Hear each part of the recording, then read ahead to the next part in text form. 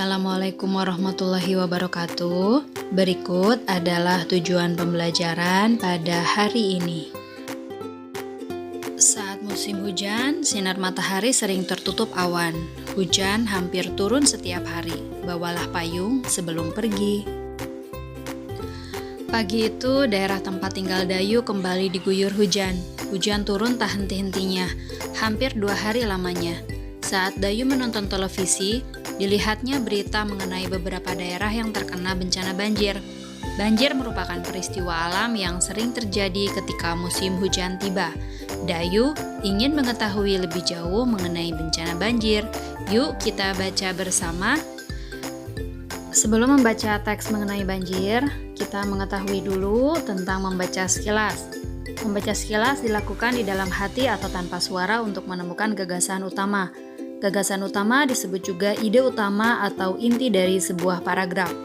Gagasan utama dalam paragraf dapat ditemukan di awal, tengah, atau akhir paragraf. Dalam teks agak panjang, biasanya terdapat 150-200 kata. Teks disusun dari gagasan utama dan gagasan pendukung. Setiap paragraf memiliki satu gagasan utama yang merupakan inti dari pesan yang akan disampaikan.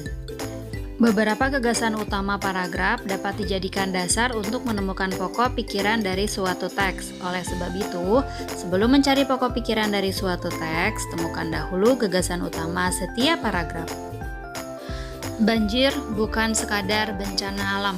Memasuki musim hujan, terjadi peningkatan curah hujan di beberapa wilayah di Indonesia.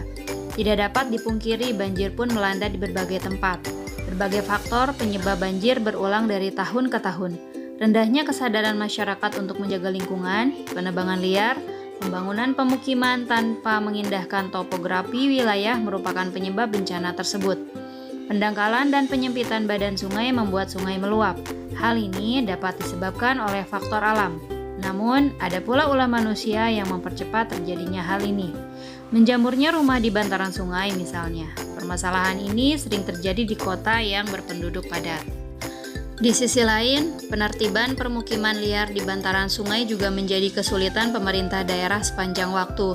Dari tahun ke tahun, warga yang tinggal di bantaran sungai Ciliwung, Jakarta harus selalu siaga ketika curah hujan mulai meninggi.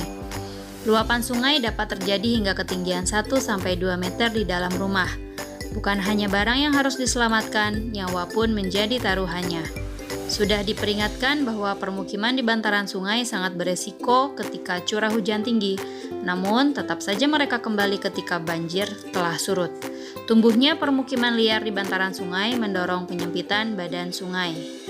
Aktivitas harian warga seperti mencuci dan membuang sampah di sungai juga makin mempercepat pendangkalan sungai. Di Manado, Sulawesi Utara, rawan banjir dan longsor justru terjadi akibat pembangunan kota yang tidak mengindahkan topografi. Sebagian besar wilayah Manado terdiri atas perbukitan, sementara wilayah daratan dengan permukiman datar sangat terbatas luasnya.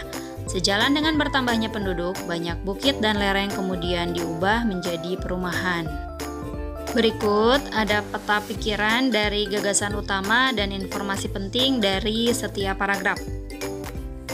Dengan membaca peta pikiran tersebut, anak-anak seharusnya sudah mampu membuat ringkasan. Silakan tuliskan ringkasan dari wacana tersebut.